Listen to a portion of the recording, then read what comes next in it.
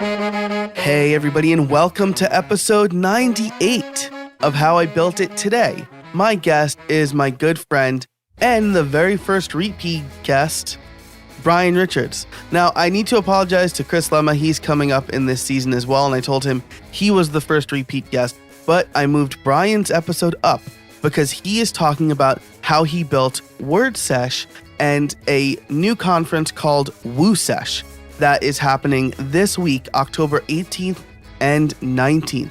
So you're going to learn all about how he put together this website with former guest Patrick Rowland, how they set up their tech stack, and overall how to have a good online conference. If you want to attend WooSesh, it is completely free. You can go to WooSesh.com and sign up.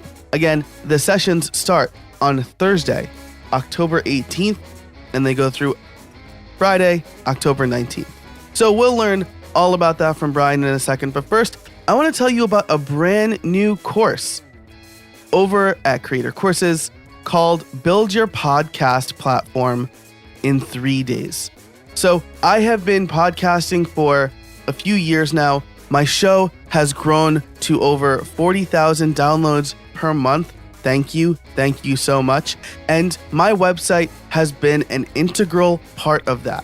So I understand that making a podcast website can be really hard, and this course shows you exactly how to do that. We go from having nothing, we register the domain, we buy the hosting, and we go all the way until we have a published episode and we can submit our feed to Apple Podcasts. So we do all of that with no steps skipped. At the end of the course, you will have your very own podcast website. If you want to take this course, build your podcast platform in 3 days, head over to howibuilt.it/course. And as an added bonus, you can get 25% off with the code BUILDIT. So that is howibuilt.it/course and use the code BUILDIT for 25% off. This episode is also brought to you by Pantheon, which you'll hear about later. But for now, let's talk to Brian. So, on with the show. Hey, everybody, and welcome to another episode of How I Built It, the podcast that asks, how did you build that? Today, another return guest. Chris Lemma was the first. Here is the second. My good friend, Brian Richards from WP Sessions. Brian, how are you today? I am swell, Joe, and I'm honored to be your second-time guest. That's very, very fitting. Yes, absolutely. I try not to have a lot of repeat guests, but today we're going to be talking about something that I'm personally interested in, and so I'm glad to have you on the show again. We're going to be talking about WooSesh and WordSesh, your two online WordPress-based conferences. Is that right? Yeah, that's a pretty good summary of what they are. Cool. Well, I will recommend that people listen to your first episode, which I'll link in the show notes. But for those who might not know you, why don't you tell us a little bit about who you are and what you do? Sure. So my name, as you know, is Brian Richards, and anybody listening to this knows because it's right there in the title of the episode. And I run WP Sessions, which provides training for developers, primarily people who use WordPress, although my training isn't strictly WordPress based, but anybody who works with WordPress is likely going to benefit from it. And I do virtual sessions, I do on-site team training, onboarding, corporate consultations, things like that. Basically anything that involves teaching people how to do more, better work with WordPress. Nice, very nice. Yeah, and that's a fantastic summary. We're both in the WordPress education space. I like the kind of setup that we have, right? I have the people that are maybe not quite ready for you to educate yet. They maybe are taking the undergrad classes and they move on to you, which I would say are the graduate classes, right? So yeah, that's pretty good. Pretty good summary or analogy, rather. Yeah. So today we're going to be talking about two really fantastic online conferences, WooSesh and WordSesh. So let's start with WordSesh because that was around first, and then maybe we can move to WooSesh.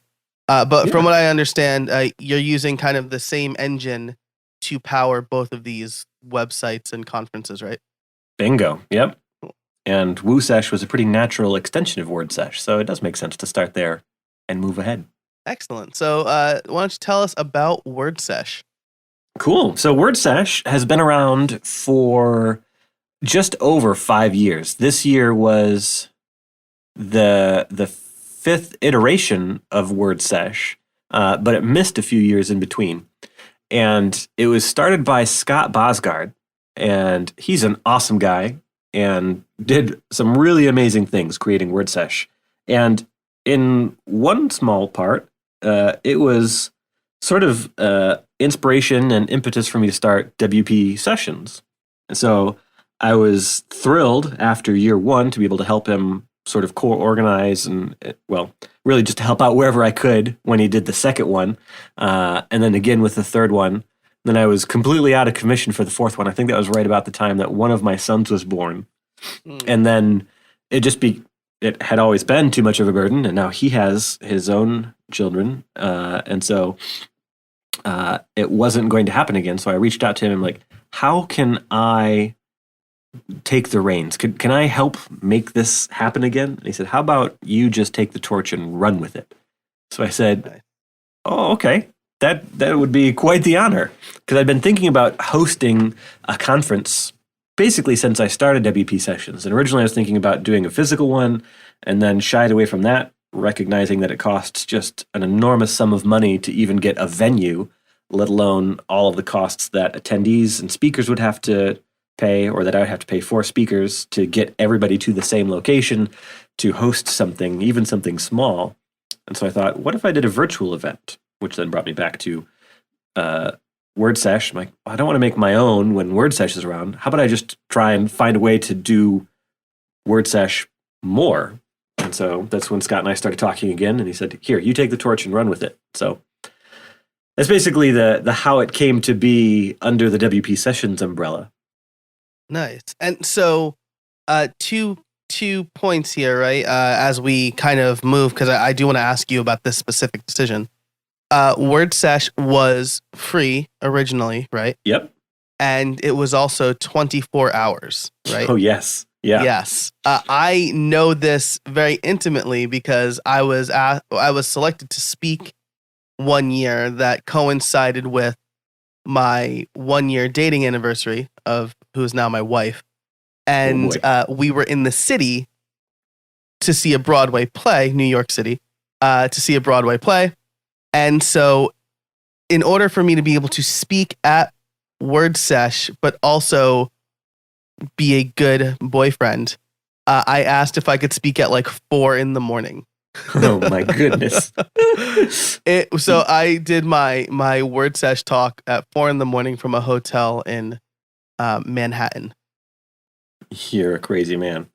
Yeah. I was. Yeah. I mean, Scott was as well. Yeah. So the event used to be completely free and 24 hours long, which is why it became too burdensome for Scott to just keep running for free. And very difficult for any person to watch the whole thing. Some people tried. Scott tried every year and would nod off at some point in the middle of the night while it was going on. But then come back to, right, a couple of sessions later. And so it takes a large number of volunteers to make something like that work. And I wanted to get something up and running quickly that I could do myself so I could compress the timeline. So I decided to make it a 12-hour event for this run. And then I also started charging for it so that I could pay all of the speakers, because everybody was a volunteer for the first 4 word sessions, all of the speakers, everybody helping out. And I wanted to be able to pay them for their time. And then I also wanted to do something that hadn't been done in any prior WordSesh, which was to transcribe everything in real time so that every attendee who is not a native English speaker or who is hard of hearing would still be able to participate and get something from the event. And those were both of those endeavors, both paying the speakers and paying for a real-time transcriber to come and caption everything, are not inexpensive independently. And together, it was like, okay, I need to put some of this burden on the attendees if they really want this to happen.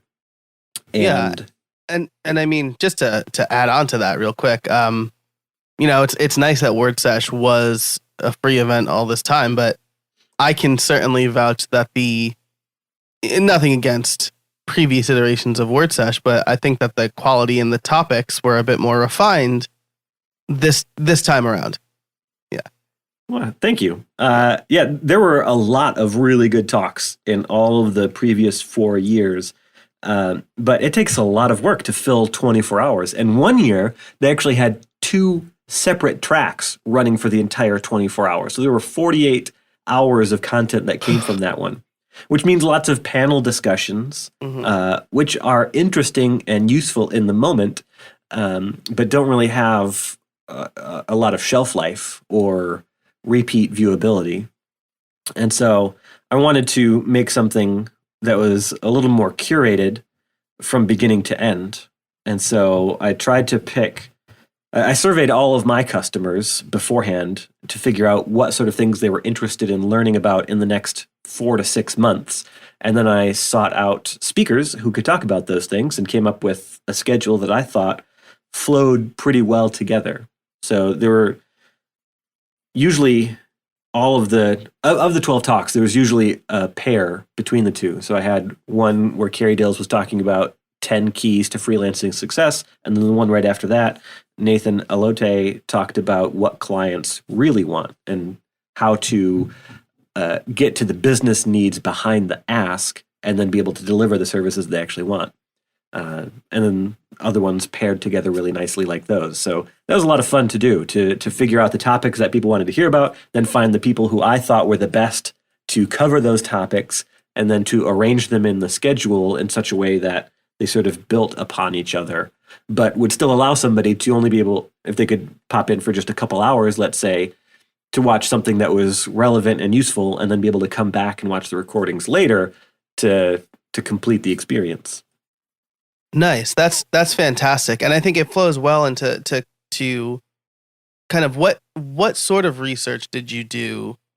You answered how you came up with the right topics, but I noticed that you didn't have a call for speakers, for example. So choosing the speakers was probably part of your research. And then what tools you decided to use for example, transcribing in real time. I actually didn't know that you did that until just Surprise. now. Yeah. So what kind of research did you do to figure out who should speak and what kind of tools you would use? Yeah. So the research I did, so we already talked that I surveyed my my customers, my existing audience, and like, what do you want to learn? I probably could have done more to survey a broader audience, but I determined from the 100 or so responses that I got from just my own audience that I had enough to infer, like, yeah, this is kind of what I figured people wanted to hear about, right? More, how do I do better work with my clients? How do I work more efficiently? How do I get better performance out of the stuff that I'm doing? So that survey was enough for me to go on, like, okay, here are the topics that I need. And in terms of researching speakers, I looked at several other conferences, both in the WordPress world and out of the WordPress world, to see who was talking about different things. And most of the speakers that I recruited, I already had a personal relationship with. So I already knew, like, Chris Lemma is the VP of product at Liquid Web, who has just spent a ton of time investing in hosted WooCommerce solutions.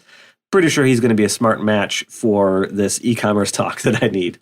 And then others I had heard about and had seen some of their slide decks and read some of their articles, like Andrea Goulet. I'm like, this is a talk that I need to bring to the WordPress community. She spoke about makers and menders. So how do you self-identify? Are you the person who likes to make new things and solve new problems? Or are you a person who likes to pick up where someone left off and make it better, to fix problems, to improve performance and things like that? And it was a very illuminating talk. I think many attendees, in particular people who didn't know who she was or what she was talking about, took a lot away from that one. So speaker research was pretty easy, right? I didn't have an open call for speakers. I got some flack for doing it that way. Like, hey, where was the call for speakers? This used to be a very open community event, and you closed the doors, you're charging money, you've changed everything. I said, you're right. This is a very astute observation. I did all of this so that I could get one out the door quickly I knew that if I'd opened a call for speakers, I would probably get more than 100 applications because it's open to everyone around the world. And even though it's only 12 hours instead of 24 hours, that does still bridge the world pretty well. Someone should be able to tune in for an hour. And so I would get way too many speaker applications to go through to only be able to pick 12 people. The next one will have an open speaker call because I'll have a longer runway of planning in front of me. But I wanted to just keep this one tight and moving quickly. And I mean, not for nothing, but there are enough events in the WordPress community, especially that have open calls for speakers and very low barriers for speakers. So, I mean, it's not like our community is lacking that. We maybe have an overabundance of that. It's true. So I'm curious about this. How did you approach, let's say, Andrea Goulet, who you don't have a personal relationship with, and say, hey, I want you to speak at this conference? What did the pitch look like for that? So I started following her on Twitter more than a year ago when I started seeing some of the interesting things she was sharing come into my feed from somebody else. I'm like, this is really smart. And everything that her company, Corgi Bytes, is doing resonates with me because I have this Mender mindset. They call themselves the joyful janitors of the internet, which I think is just great. Awesome. Because we have this mindset of maintaining legacy code is awful, and it's just so much better to rebuild or complete rather than refactor. And she's like, no, it's actually easier to refactor than to rebuild and make many micro improvements leading to a major advancement than to throw out something and start over, because you'll spend so much time building the thing where you start over that by the time you're done with it, it now is its own legacy piece of software by the time you launch it. So I started following her a year ago. We interacted briefly on Twitter now and again. And so she had already seen my name by the time I reached out. And I knew that she spoke at many different conferences and started pitching herself as a keynote speaker available for hire.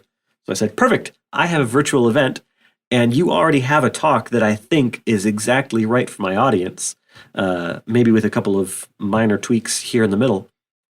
Would you be interested in giving it? And she said, yes, this sounds amazing. Can you please work with my assistant to coordinate and make sure that I'm not double booking myself and we get everything straightened away?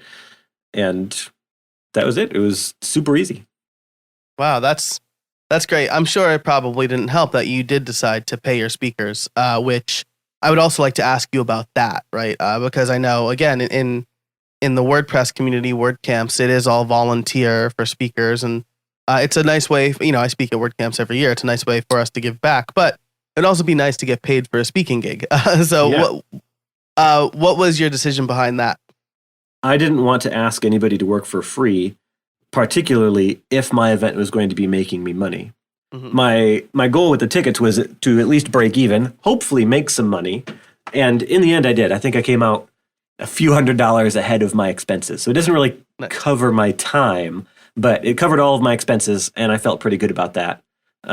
My sponsors helped cover my time, so I was pretty well covered there. And so I didn't feel good saying, hey, do you want to come and speak at this thing? I can't pay you, but I might be making some money off of your back if you say yes. Like that just didn't feel good to me. So I knew right off the bat that I wanted to pay them. It felt like peanuts relative to what I'm sure they could bill their time for. So I hope to be able to increase that for the next one. But at no point was I thinking I was going to let anybody speak for free. Gotcha. And this will be the last question kind of here, right, before we get into the title question, because I'm curious about this too, right? So I suppose that will factor in heavily to the open call for speakers if you have one for next year, right? You'll want to take into account, is this person experienced and skilled enough to be, to earn essentially what I'm paying them? Is that, maybe that's not the right way to put it. I'm sure you can word it more eloquently than I can, but you're likely going to pick people who are, kind of worth their salt for speaking. So that's the tricky thing, because I do want to create a platform where anybody could have their breakout moment which is why WordCamps are designed to be open calls for speakers, right? We don't want to exclude someone just because they don't yet have an audience or a lot of experience under their belt. But you also don't want to put someone on stage who isn't going to be able to deliver the material, because that's not very useful for the attendees. It doesn't make them feel great if they're nervous the whole time. And I've been pondering hiring a speaking coach to sort of help people who have less experience. And this idea was handed to me by Patrick Rolland, who is co-organizing WooSesh with me, which we'll talk about in a minute with the title question. And I thought, that's a really good idea, to find someone who shows an aptitude for the material. Like, they understand the material well enough, but they don't really have any way to demonstrate that they can present it. Maybe I can work with them, either myself or an experienced professional speaker coach, to give them pointers and help them make the most of the 30 to 40 minutes that they'll be presenting. Because you're right, I don't want to just pick someone blindly and pay them and then realize, like, you didn't actually know this material, or what you said you were going to deliver was X, but you really delivered an intro to X, which everybody already knew or could easily read themselves just from a quick Google search. Today's episode is brought to you by Pantheon. WordPress 5.0 and the new editor, Gutenberg, are coming. Are you prepared? Do you want to learn about the changes in advance? Pantheon has gathered resources to help you prepare, including webinars and tutorials. Pantheon also has made it easy and free to try Gutenberg with your site before the official launch. Visit pantheon.io/Gutenberg. Let them know that How I Built It sent you. And now, back to the show.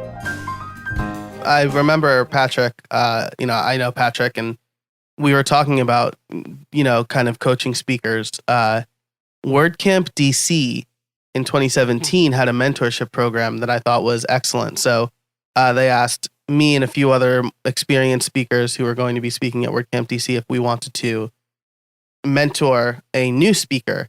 And I thought that was a really great, I jumped all over that. I thought that was great. Yeah. And so I attended my, mentee's talk. And she did, it was two ladies. They did a great job. And I don't know if they really needed my coaching. I'm not going to say they did a great job because of me, but I thought it was fantastic, and very helpful and unique. So, that's a very cool idea.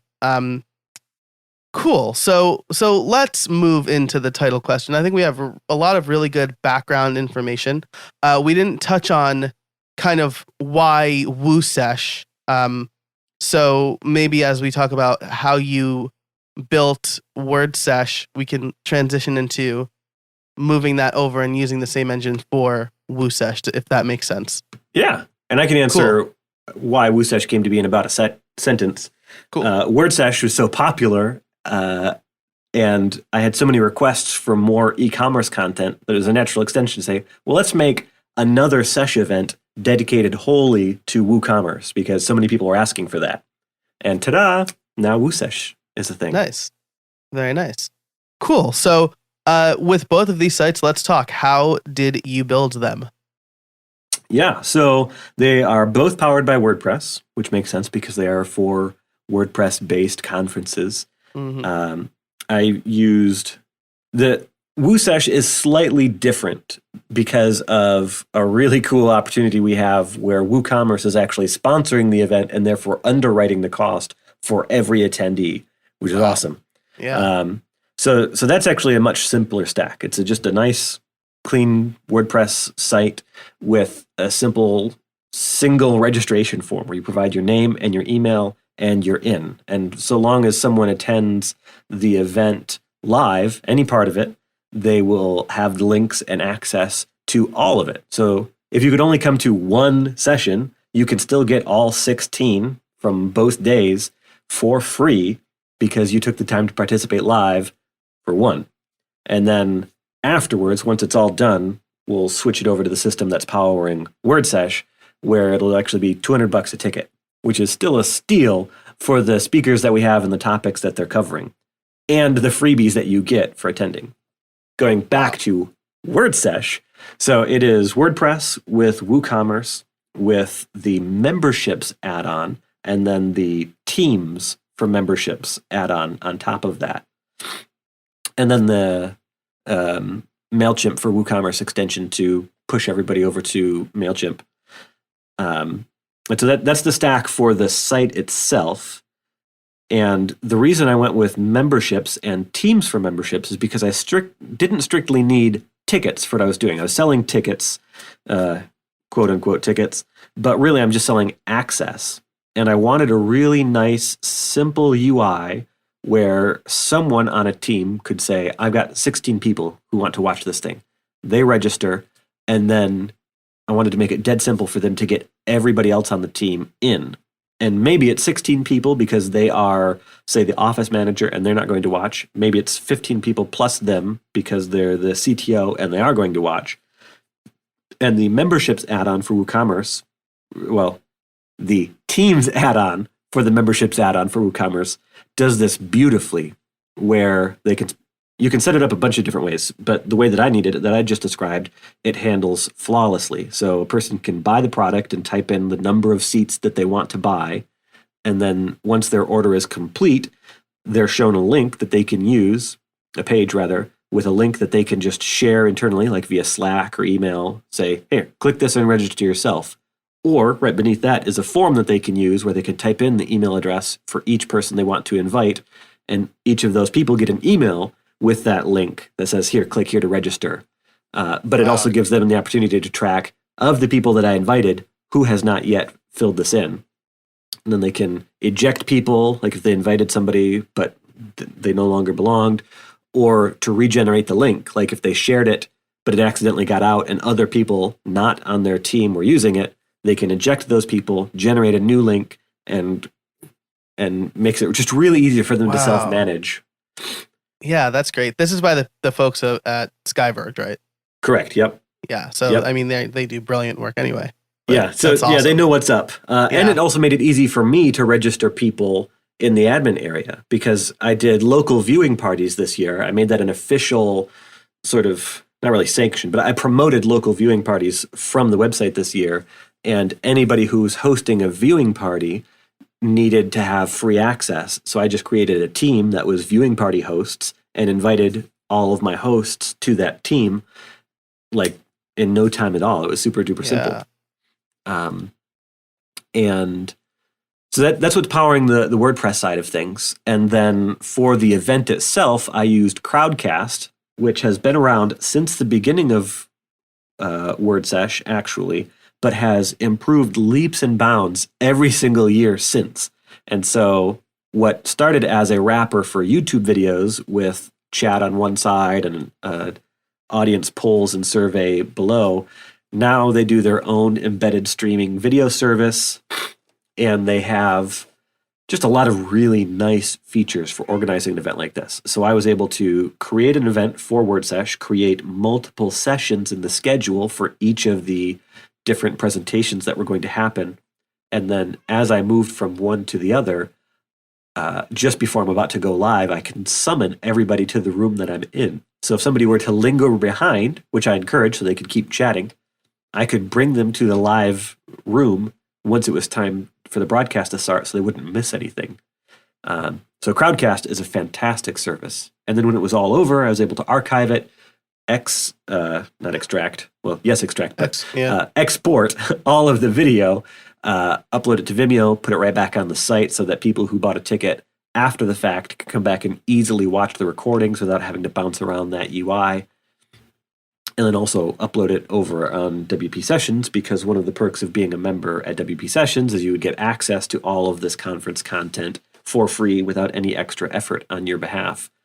And so all of that just tied together really nicely. The only thing that I was really missing, I felt, was a way to automatically bridge members on WPSessions.com to WordSesh.com. And so I got around that pretty easily. I just exported all of the members on WP Sessions day of the event, imported them on WordSesh, and everything was fine. So it didn't take enough time for me to say, I need to build a solution in code to fix this. But I still wish one existed.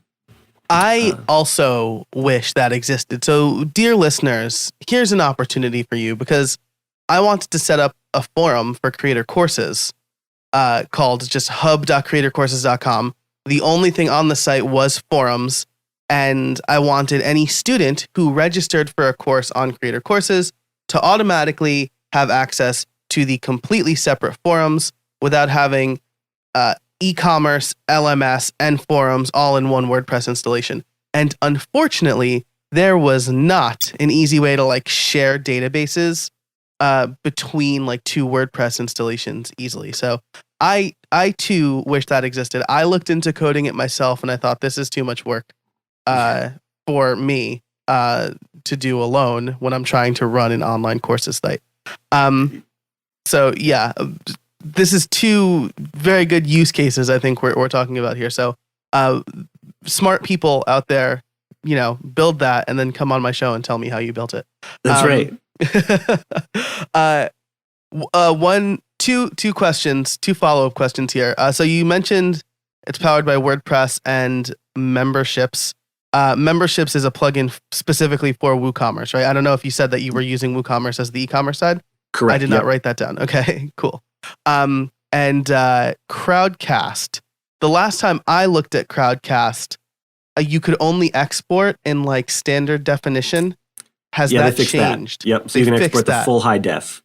You can also export the chats, and as the organizer, that's the only way you can export those, but you also can export all of the attendee data, which is really cool for a multi-session event like this one, because you can see for each attendee which session they attended and whether or not they watched a replay afterwards. And so I can easily see per person, how many sessions did you attend live? And then per session, how many people were here live, which is really valuable. That's really cool. I'm going to link to Crowdcast and all of this stuff in the show notes. I've been considering using some webinar software to do live webinars. And all of them are maybe prohibitively more expensive than YouTube, but you're really selling me on Crowdcast here.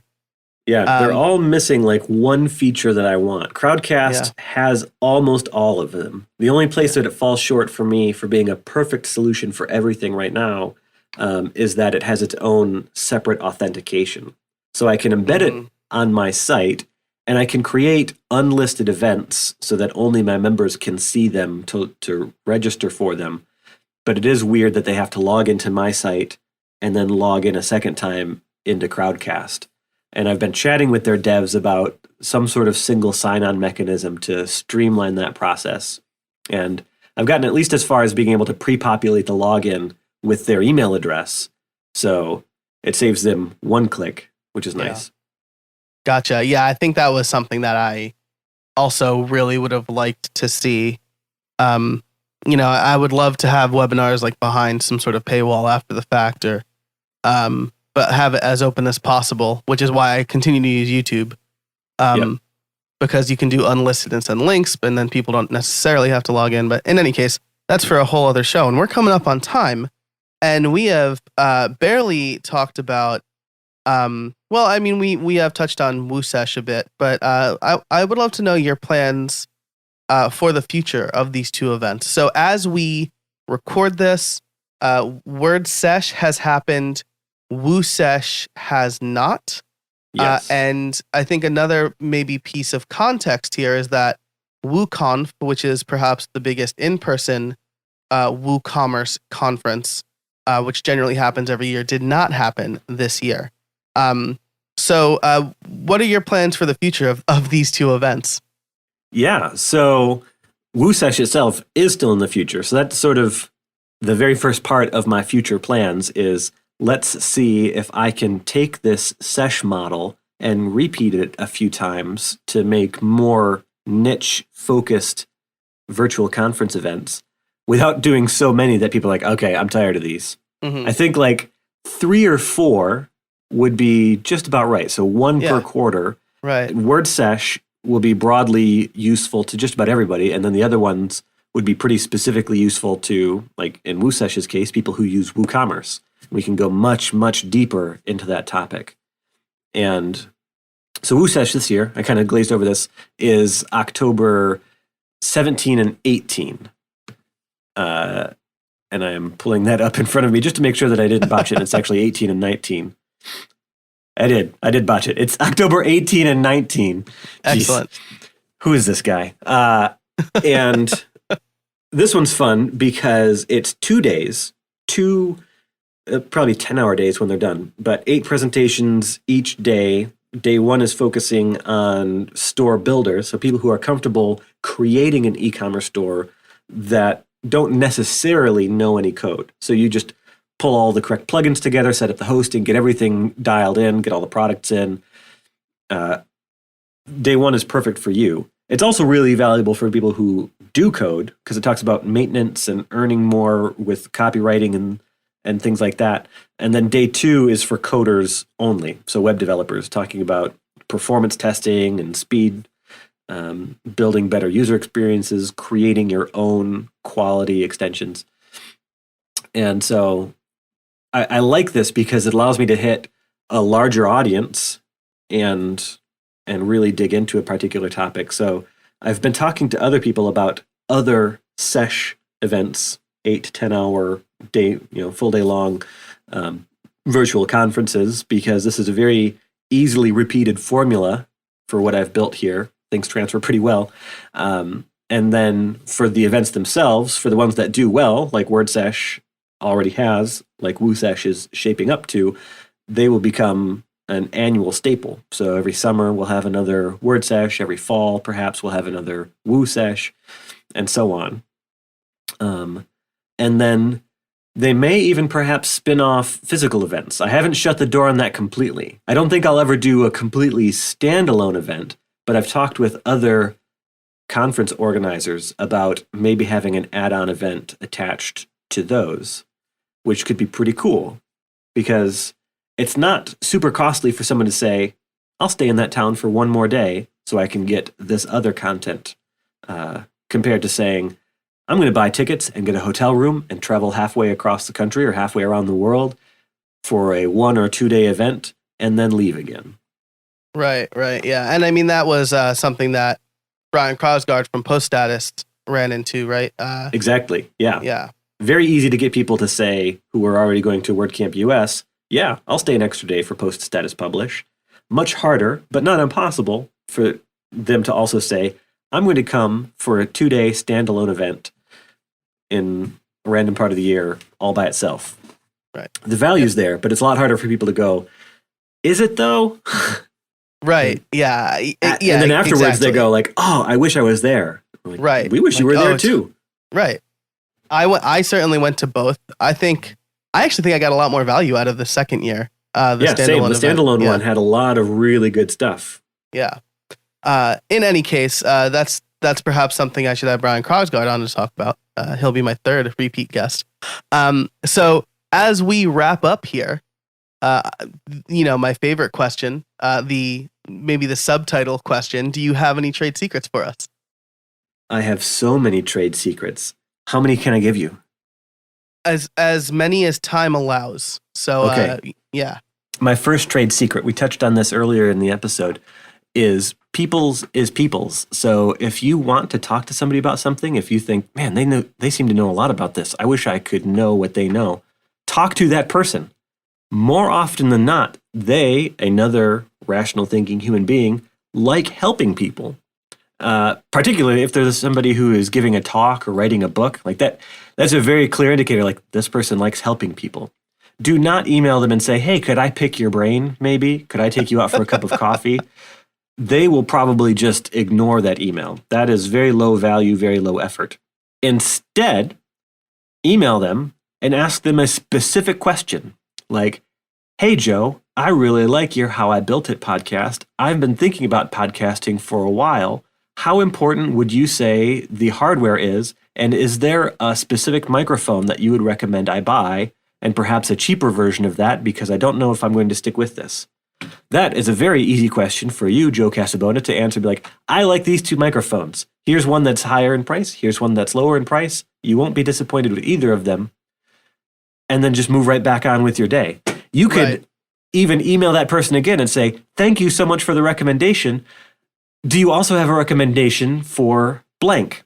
Or what do you think about this as a title or format or whatever? Like, ask a series of small questions, one per email, and you will get answers more often than not. It might take a couple of weeks, but those are the kinds of emails that people, especially busy people, love to answer.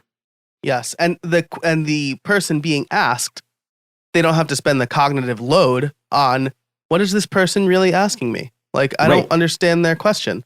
And fun secret for people who need to come up with content, those who ask you questions are giving you blog topics.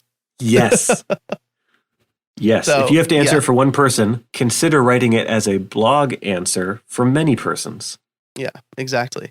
So that's an excellent number one trade secret. It's something that I always say, just ask. Do you have maybe I think time allows for a second if you have one. Ooh, a second one. It would be well worth your time to come to WooSesh for free while it's happening live, because that's $200 you don't have to spend on what is ultimately perhaps thousands of dollars in value. That's more of a shameless self plug. So I would say one more trade secret is don't get caught up on the tools that you have to use to do something. Work with what you have and then improve the tools as you go, because there are many decisions that are not irreversible. I feel like that's pretty appropriate for a podcast like this one, where we're talking about here are the tools that I used and how I did it. Finding the right tool is amazing. Like I was talking about with Crowdcast, that's awesome. But because it allows me to export literally everything that I'm putting into it, I'm not lost if Crowdcast disappears or isn't a perfect fit. I can just move into the next tool and just keep a pretty good pace. So don't get hung up on finding the perfect tool. Sink some money on a tool, spend some time with it, move on if it doesn't work. Yeah, I think that's really great advice, because I'm sure we've all been there, right? Where you spend a whole day looking for the right tool, and then you're like, I'm not any closer. I might as well just use Google Docs or whatever it is I was trying to do, right? Yeah. I solve so many things in spreadsheets, and once in a while I go like, I should build a UI for this. And I go, nope, because I still don't know if this is how I want to look at the data, so I'm just going to keep it in the spreadsheet. Yep. Yeah, I've been thinking of like upgrading Airtable or moving from Airtable, because like some of the things that I want are way more than I'm willing to spend on Airtable, but I'm just like, it's doing its job right now, and it doesn't slow me down. So really, really great advice. Don't get caught up on the tools that you are looking to use or you have to use or you need to learn. Use what you got and improve the process. Awesome. Brian, always wonderful to talk to you. Where can people find you? Sure. So I tweet very infrequently as Rzen, R-Z-E-N. So you can find me on Twitter there. But probably the best place to find me is WPSessions.com, where I'm hosting tons of training from people who are smarter than me, and occasionally training that I'm producing myself. Yes. And just to add on to that, you are doing a series right now where you are kind of live coding a project from concept to launch. It's kind of like the video tutorial version of this podcast. So I strongly recommend, it's for members only, but I strongly recommend you check out some of that stuff that Brian's working on over at WPSessions.com. It is excellent, excellent content. Oh, I appreciate you saying that. Yeah, that's actually my newest thing. I forgot to even say that. That's a whole series. So every month I'm focusing on a different project or an extension of a previous project and trying to create concise, bite-sized pieces of like, today we're going to work with this tool to make this thing. Yeah. It's a lot of fun. Yeah, absolutely. And insanely valuable. I could talk about this for days as well, but I mean, it's very learn by doing, which is something I always say. That's how I try to teach my courses. So I love that you're doing that over there. What a fantastic episode. I love talking to Brian. He's a very good friend of mine. And his trade secret, people's is people. I really, really love that. So again, it would be well worth your time to go to WooSesh, head over to WooSesh.com. I really think it's going to be an excellent conference. The speakers are amazing, and it's totally free. So there's no reason for you to not sign up if you do stuff with e-commerce or WooCommerce specifically. I also want to thank Pantheon once again for supporting this episode and the entire season 5, which we are quickly approaching the end of. December 4th, I believe, is the last episode of season 5, just in time for WordCamp US. So thanks again for their support. This show would not be able to happen without them or without you, the listeners. The show has seen fantastic growth this season, and I really want to thank you for that. Finally, if you are interested in getting your own podcast website up and running, don't forget to go to howibuilt.it/course to take my new course, Build Your Podcast Platform in 3 days. It's really fantastic. I really had a lot of fun making this course, and I think it'll be super valuable for anybody who needs to start a podcast. The question of the week for you is, what are you doing with e-commerce on the web? I would love to hear the projects you're working on or your store and what you sell, and a little bit about how you built it. So be sure to reach out either on Twitter @jcasabona or via email joe@howibuilt.it. Thanks so much for listening. For all of the show notes, head over to howibuilt.it/98.